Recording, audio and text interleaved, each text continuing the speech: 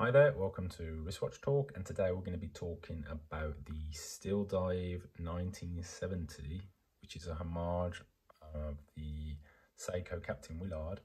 So I'm not going to go too deep into the specs, but I'll just give you them briefly. That it's got a ceramic bezel insert with 120 clicks on the bezel. It's got 200 meters of water resistance. It's got the NH35 automatic movement with date, obviously, as you can see.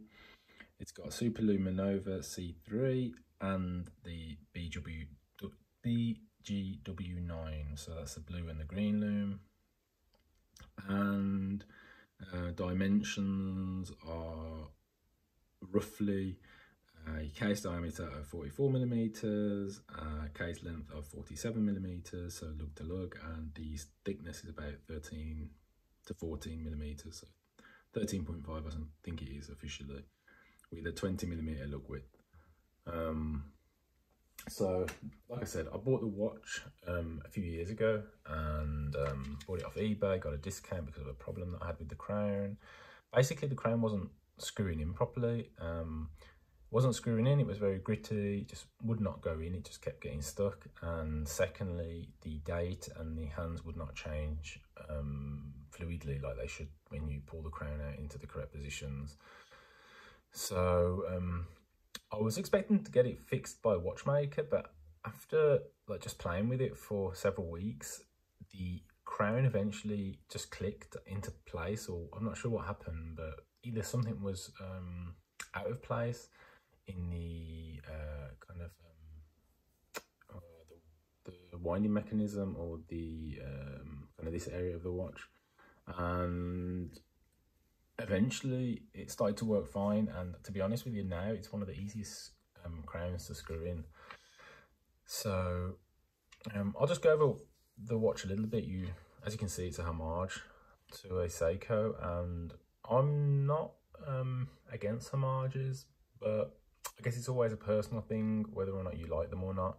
For me, I think the more that I'm into the hobby, it's not that I don't like homage watches, but I think if the watch is, this is just for me now, if the watch is too popular and there are too many homages of these watches, I start to dislike the watch as much. For example, I have a Smith's Everest that I really loved when I first got it, and it was fantastic. I bought it a number of years ago now, and you know, I used to really like that watch, and I never had an issue with wearing it, even though it looks like the 1016. But at some point, so many homages to the 1016 were coming out that it kind of got lost in a sea of 100 watches, and for me personally, it takes away a bit from the watch. So a homage is fine. For me, it has to be a homage though where there are not 1,000 of different copies of these watches, because with the Smiths now there's so many from San Martin and other brands that do a really nice watch, and then there are micro brands like Trasker who do a 1016 type homage style. You've got Laurier with their Falcon with the 369 dial. That's less of a, let's say, a one-to-one homage as much as what the Smiths is, but there's lots of them, you know, and so I guess it's that for me. I like things that are a little bit less that are everywhere, but again, that's something that my opinion changes sometimes. You know, I go one day I like it, one day I maybe don't, but I don't think there's anything wrong with it. And as long as the watch isn't copying it in terms of a replica with the name on the dial and everything, then it's easier to accept. But obviously when a watch has got a little bit of its own individuality to it, it's always nice. But I certainly see the desire, or the why people have so much interest in these homage watches, because what you get here is fantastic for the price. I mean, there's just no doubt about it really. And some of the other brands that are like Seiko releasing watches with NH35 movements that do not perform very well, and then you got something like this that I'll show you on the Timegrapher soon how it performs, and you know, it's just crazy. So as you can see anyway, I'll just show you the bezel a bit. That's how it sounds, that's the action of it.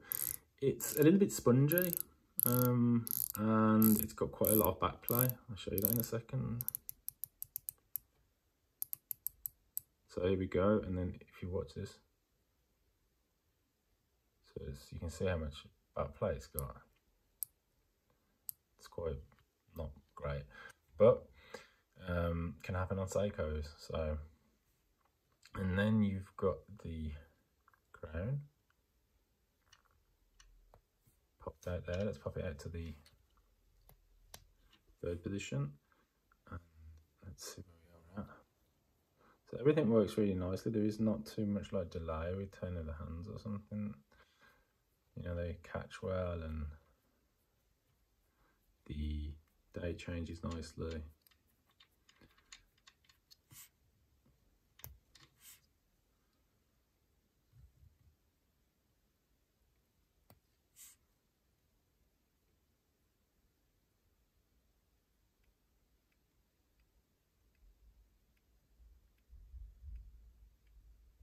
As you can see, I don't really like to change the date too fast, but as you can see, it changes nicely. And screwing the crown in is just easy. So as I said, it wasn't at one point, but now it's become so easy to screw in. I'll just do it here.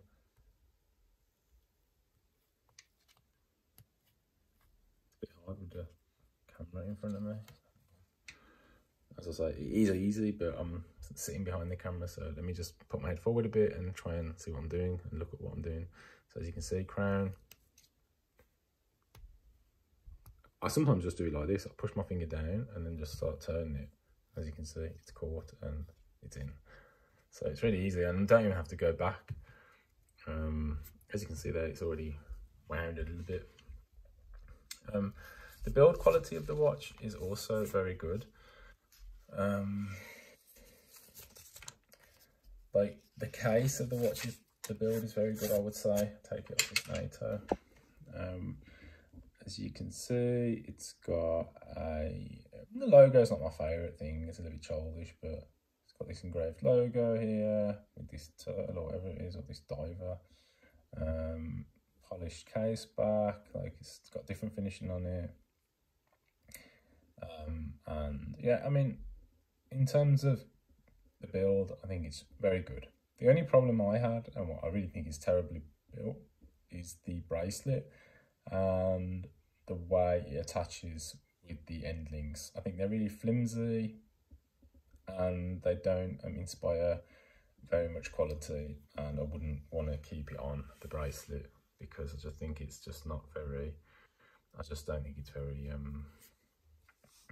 very good quality, and I'd be worried that it'd probably at some point fall off. But as I say, it's got a 20mm lugs, so putting it on a NATO is great, and it looks also cool on a NATO. I think they've improved the bracelet over the years. I think now if you were to buy it, you would get a better bracelet than what I had back when I bought mine. I'll just put it on wrist quickly so you can see how it looks. I've got about anything between a 6.5 to, I'd say 6.5 inch wrist. So.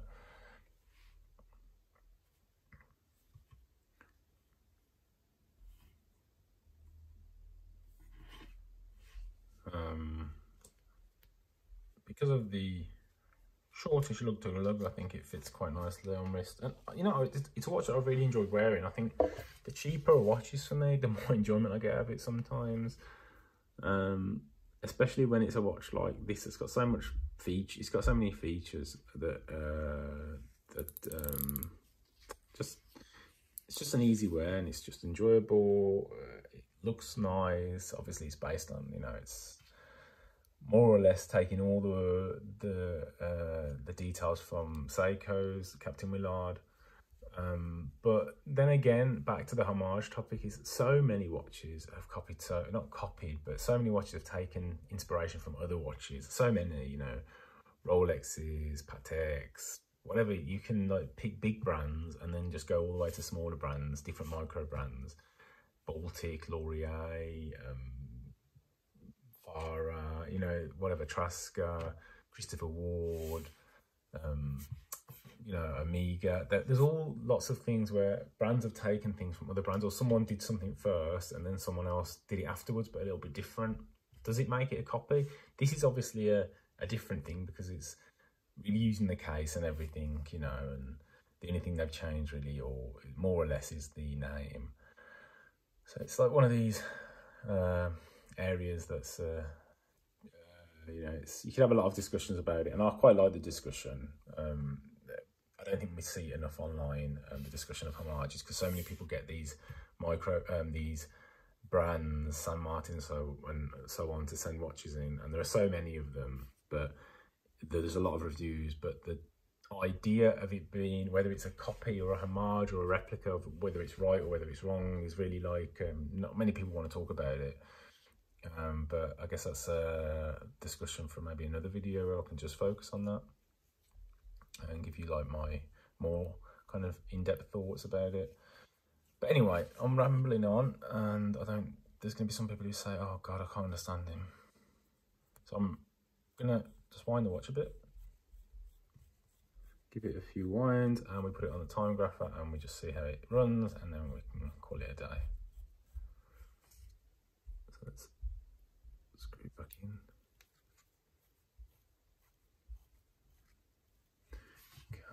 So, Timegrapher is already set up, more or less. I'll move the camera in a sec that you can see it. Let's put it on there. Okay, so let's see how we do this. So, let's bring the Timegrapher a bit further forward. Here we go. So, watch is like at least 3 years old. Gets a decent amount of wear, but I've got other watches to wear, so sometimes it sits in the drawer. I've wound it up now. I don't know, did I fully wind it? I think I did. Let me give it some more power. Because I'm not really sure how many times I wound it, just to make it fair. 4, 5, 6, 7, 8, 9, 10, 11, 12, 13, 14, 15, 16. Okay, that's enough. So easy to screw the crown down. And I've had Seikos before that were horrible to screw in, but maybe they would have also been okay after a little bit of time had I just given them more of a chance. Oh yeah, that's a bit better. Amplitude is higher now. Beat error 0.2. I mean, you know, these watches, you expect them to come from a factory unregulated, but because of, you know, how cheap the watches are. But then you look at Seiko that sell watches for £500, and some of them have terrible numbers, like really terrible. And look at this, I mean, no seconds a day. Amplitude is 301.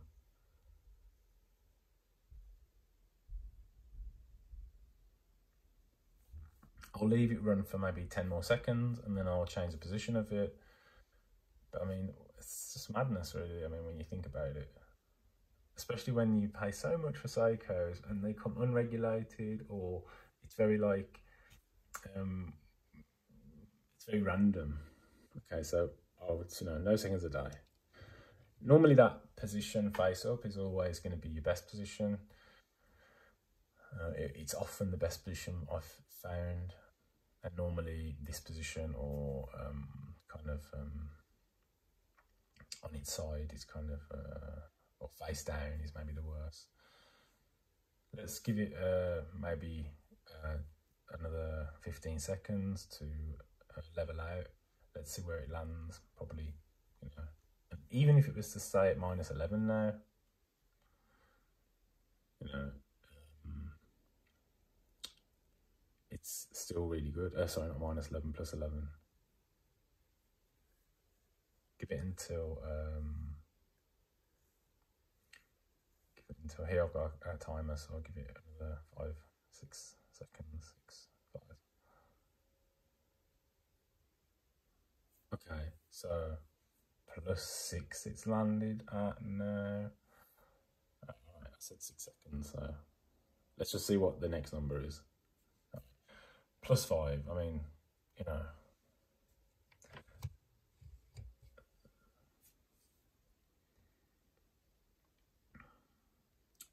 Just leave it on for maybe another 15 seconds.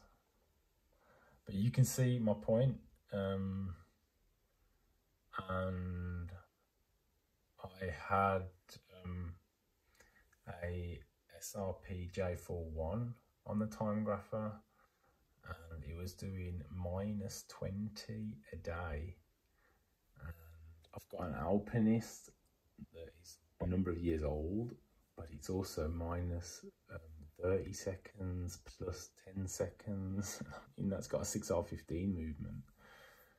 So I mean, look at this for the numbers. It's just almost no seconds a day. We'll do one more position, and then we call it a day. So this could be the worst position. This might give us the worst numbers.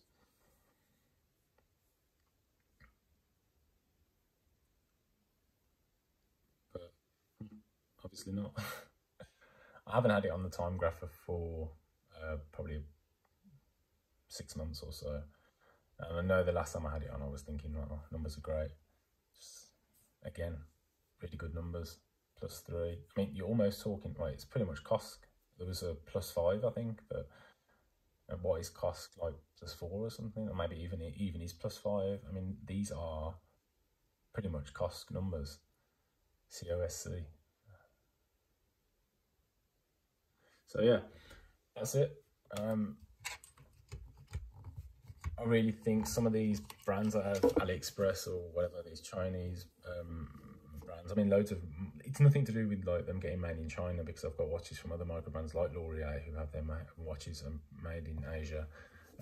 That's not like a detriment to the brands or to the watches at all. I'm just saying that people have attached kind of this stigma to them that they're not very good watches. But I think it's irrelevant where the watches are made. The point is the quality control, who's behind like the team, and who's doing the checks and all that. And obviously something goes right here, because I hear it often that these watches, like from Steeldive or San Martin, perform really good on the Timegrapher, and there's proof. I've never opened the watch to regulate it or something. So, you know, you see I just wound it there. It's been sitting in the drawer for maybe 6 weeks. I haven't been wearing it in the last 6 weeks. I've been wearing a quartz watch, actually this one. I had this one recently, so I've been wearing that.